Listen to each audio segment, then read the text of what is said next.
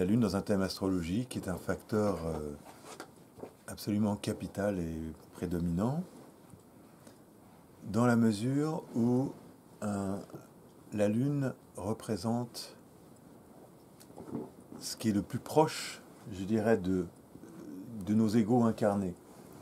Nous baignons dans notre Lune natale et elle conditionne tellement de choses par rapport au conditionnement et à l'évolution de notre personnalité humaine. Alors déjà, on peut voir un petit peu qu'est-ce que, d'un point de vue astronomique, représente la Lune pour la Terre. La Lune est absolument indispensable. Il n'y aurait plus la Lune, il y aurait des bouleversements terribles, des cataclysmes pour la Terre. C'est-à-dire que la Lune a une influence prédominante sur tous les flux, le rythme invisible de tous les courants qui circulent pour réguler les marées, pour réguler tous les fluides. On sait que ça a une influence sur les règles des femmes. Moi, je vois pour me raser, je suis en lune descendante, je peux me raser que tous les 3 jours. En lune ascendante, je suis obligé de me raser tous les 2 jours. Donc là, rien que ça, le pouvoir de la Lune, il est évident. Donc le pouvoir de la Lune, dans nos thèmes individuels, il est absolument primordial, parce qu'il conditionne qui nous sommes du point de vue de notre psyché, du point de vue de ce bocal énergétique dans lequel nous vivons jour et nuit. Et en fait, la Lune, c'est un peu le mystère de qui nous sommes. Parce qu'en réalité, rien n'est plus proche épidermiquement de ce que nous manifestons que cette fameuse Lune. Donc, les autres influences astrologiques, avec Vénus pour le cœur, Mercure pour l'intellect, l'entendement, la communication, Mars pour la volonté, le Soleil pour rayonner ce que nous sommes, ce que nous avons besoin d'accomplir, parle de fonctions qui sont très différentes de la Lune. Parce que la Lune, c'est comme si c'est vraiment nous dans notre globalité, de notre petite personne humaine dans laquelle on baigne nuit et jour. Et c'est pas péjoratif du tout, c'est même important, puisque c'est notre véhicule psychique, énergétique, dans lequel on baigne absolument nuit et jour. Donc cette Lune, d'un point de vue astrologique, c'est important de voir qu'elle représente un fondement, une base qui conditionne ce dont nous avons profondément besoin. C'est-à-dire que, en fonction de la planète, en fonction du signe et de la maison dans laquelle votre Lune se trouve, vous allez voir que vous allez avoir une nature avec des tendances, avec des affinités bien spécifiquement déterminées par cette position de la Lune. Et cette Lune, en fait, il y a un côté mystérieux dans cette Lune. Même en tant qu'astrologue, depuis toutes ces années que j'étudie les thèmes, on peut voir la Lune, voilà, tu as la Lune en balance, donc ça te donne tel tempérament, telle tendance, etc. Ça a tel besoin. Mais en réalité, ça va encore plus loin et ça touche quand même au mystère de qui nous sommes, de qu'est-ce que c'est que d'être incarné dans un corps physique.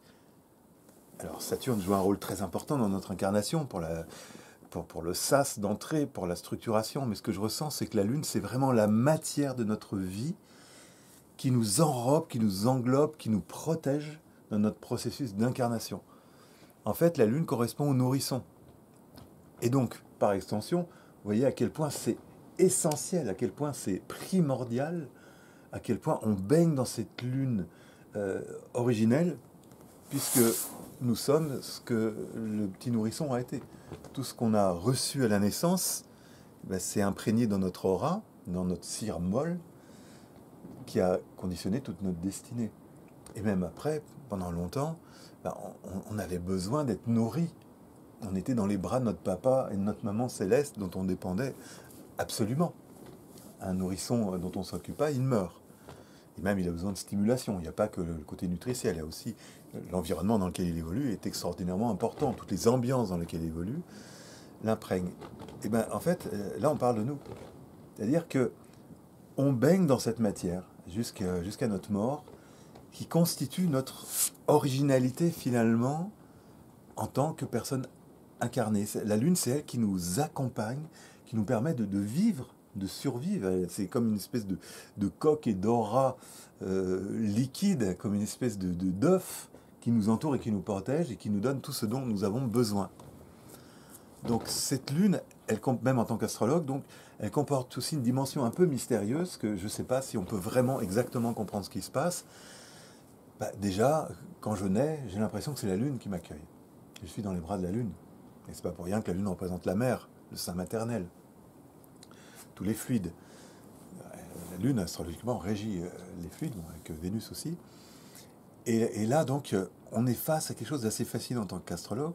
J'ai en face de moi un être incarné qui a tout un réseau d'échange d'énergie par ces planètes qui indique qu'il y a une âme incarnée en chemin qui va vivre toutes sortes d'épreuves, d'initiations dans son parcours de vie, qui va être confrontée à toutes sortes d'événements touchant les différentes fonctions qui l'animent, donc le cœur, l'intellect, la volonté, donc le côté professionnel, le karma. Mais en réalité, dans ce thème, il y a un astre qui me contemple, c'est cette lune. J'ai envie de dire, mais où êtes-vous? Où est l'être vivant que j'ai en face de moi? Donc je fais la consultation. Et bien, quelque part, il est dans cette lune. C'est-à-dire qu'il est dans une matière mouvante, liquide, extrêmement réactive, dans laquelle il y a tout l'émotionnel, il y a tout le ressenti, et dans lequel il y a aussi des projections d'un lointain passé qui est réactualisé à travers cette lune. La lune représente notre inconscient, des choses très profondes qui remontent avant même notre incarnation, évidemment, dans d'autres vies. Donc il y a vraiment quelque chose d'insaisissable avec cette lune, qui est si mouvante. Et d'ailleurs, la lune, même en fonction de votre naissance, vous avez un certain type de lunaison. Si vous êtes né en lune gibbeuse, en nouvelle lune, en premier quartier, en dernier quartier, c'est un sens profond. Bernine Rodiard a écrit un super bouquin sur le sujet. Donc vous avez 8 caractérologies, vous avez 8 types caractérologiques qui correspondent à ces 8 phases de la lune. Je pourrais même évoquer les différentes phases, les 14 phases ascendantes et 14 phases descendantes, qui sont évoqués dans la mythologie égyptienne, à travers le mythe d'Osiris. Donc là, on touche vraiment à l'essence de la vie, quelque part. Il y a un grand mystère dans cette lune. Donc, en parlant de la lune, j'ai envie de sortir un peu du contexte purement bassement astrologique. Oui, signe, maison, tel aspect, etc., qui est évidemment fondamental, mais voir que quand je vais parler de votre lune, du signe, de la maison, etc., je parle de vous dans une dimension, c'est très très profond tout ça. Il y a l'être sensible, vulnérable aussi, mais qui est doué de sensibilité, qui est doué d'une matière vivante et vibrante. En fait, c'est la lune qui nous donne cette matière. C'est le liquide amniotique psychique dans lequel nous baignons. Et donc on identifie en effet les besoins, mais plus profondément que ça, dans ma réactivité de lune, qui touche mon émotionnel, en fait, il y a quelque chose de très profond en moi et qui est l'essentiel de ma vie, puisque j'ai besoin d'être bien pour être heureux. J'ai besoin d'être en bonne santé, j'ai besoin d'être satisfait sur tous les plans, j'ai besoin que ma vie aille bien, mais en fait, j'ai besoin d'être bien dans mon bocal. Et ça, le bocal psychique, c'est cette lune qui conditionne tout ce bien-être. Et voilà. Donc... oui, vous ne connaissiez pas sous cet angle-là. Hein. Vous ne saviez pas que vous avez une lune dans un signe, dans une maison, de quoi il me parle. Mais en réalité, c'est notre matière première. C'est notre première matière première. On a de la matière dans chacune des composantes de notre être, à travers toutes les influences planétaires qu'on a reçues. Mais là, la lune, c'est la pâte qui va être pétrie par les événements de la vie. Mais c'est une pâte, c'est l'ipséité, c'est quelque chose qui est... on ne va pas pouvoir tant que ça la modifier, cette lune. Quoi qu'il arrive, le tempérament, qui est issu de notre nature lunaire, lui, il sera indéfectible. On aura toujours ce tempérament, on partira avec. C'est ce qui nous conditionne pour tout ce voyage d'une incarnation dans notre intimité la plus absolue, la plus profonde. On est au cœur de l'être. Et donc... ce qui est aussi important, c'est de voir que ça conditionne donc toute notre réceptivité, notre sensibilité, et ça fait appel à une dimension du féminin en nous, notre nature réceptive, malléable, extrêmement sensible, donc évoque l'émergence du féminin donc, qui est en nous. Donc chez les femmes, cette lune est sans doute plus expressive, plus visible que chez les hommes, où elle va être plus intériorisée, plus secrète. L'homme ne révèle pas son intimité si facilement que ça, enfin en tout cas la plupart. Donc, alors, tandis que chez la femme, en astrologie, on voit que la lune prend une certaine prédominance, enfin pas prédominance, que le soleil reste de toute façon fondamental, mais est plus présente, plus brillante, plus lumineuse, plus présente. Voilà. Et donc c'est pour ça qu'en tant que femme, c'est intéressant de bien être conscient de quelle est ma lune, comment je vis avec ma lune. Mais ma lune, c'est moi, c'est mon secret, le secret que je porte au plus profond de moi-même et que même je ne connais pas forcément très bien, puisque déjà, j'ai aucune idée de mes vies précédentes, ou en tout cas pas tant que ça. Et, mais dans cette lune, il y a une vie, il y a une sensibilité, une vulnérabilité, il y a quelque chose de crucial. Il y a quelque chose, je suis au cœur, je suis au cœur du vivant, de l'être, à travers la lune que j'évoque. Et donc, on vit jour et nuit dans cette lune, et cette lune, elle a besoin d'être bien, elle a besoin d'être épanouie. Et c'est ça aussi qui est important de connaître, ensuite, quand on vient plus étudier le sujet lune du point de vue astrologique, c'est de voir, dans votre entourage, les personnes qui ont une lune dans un signe, bah, vous allez savoir que de leur tempérament de base, initié par leur lune, ils ont certains besoins qu'il faut certainement apprendre à comprendre, à identifier, pour pouvoir tout simplement être en harmonie avec cette personne et respecter ses besoins fondamentaux. C'est sûr qu'une personne qui a une lune en Capricorne va certainement pas réagir de la même façon qu'une personne qui a la lune en Bélier, par exemple. C'est dans le monde intérieur de cette personne, et ben, il y a une tonalité qui est vraiment très différente, une petite musique qui n'est pas du tout la même suivant les signes. Et je ne parle même pas de la maison, comment ça trouve un canal d'expression dans la matière, dans le concret, et encore moins des aspects où là, il peut se passer tellement de choses importantes. Voilà, donc la Lune, c'est vraiment un sujet qui n'est pas si facile que ça à appréhender, parce que ça fait appel à tout ce qui est inconscient. Et en même temps, c'est passionnant, parce que c'est toute la personne qui est en face de vous. Quand vous parlez avec quelqu'un, vous parlez à une lune, en fait. Vous parlez à un champ aurique qui est essentiellement, à la base, dans sa tonalité, conditionné par la nature de la lune de la personne. Voilà. Donc après, alors bien sûr, on va pouvoir étudier, aller un peu plus dans les détails des signes, mais être conscient quand on regarde un thème que cette lune, c'est un véhicule passager qui va durer tout le temps d'une vie et qui va devoir cohabiter avec tous les faisceaux des autres planètes qui vont amener la dynamique d'évolution, des exigences, des obligations, des contraintes. Et cette pauvre petite lune, elle va surnager dans toute cette mosaïque énergétique, initiatique, d'évolution. Mais quelque part, elle restera fondamentalement campée dans sa vibration initiale. En gros, je ne sais pas si on peut vraiment dire qu'on puisse faire évoluer, c'est la seule planète sur laquelle j'ai un doute sérieux, faire évoluer astrologiquement parlant votre lune par le travail intérieur. On peut canaliser, on peut essayer d'apaiser, bien sûr, et ça dépend de tout le reste du thème. Mais là, c'est vraiment une matière qui est pas si simple à gérer. Et donc en tant qu'astrologue, quand je vois des aspects sur la Lune, je sais que si la personne va avoir des résultats dans son parcours, elle va vraiment avoir besoin d'aller au plus profond de soi-même pour se déconditionner de beaucoup de choses, pour avoir un impact sur cette Lune. Là, on touche vraiment le point le plus névralgique, le dernier qui peut lâcher prise. Et du coup, ça travaille en profondeur. Parce que ça travaille aussi sur l'image que vous avez de votre parcours initial avec votre mère. Donc, parce que la Lune, c'est la mère. Tout l'héritage du féminin, donc de la mère. C'est pour ça aussi que pour les femmes, ça prend une dimension encore supplémentaire. Enfin, pour les hommes aussi, c'est évidemment crucial également.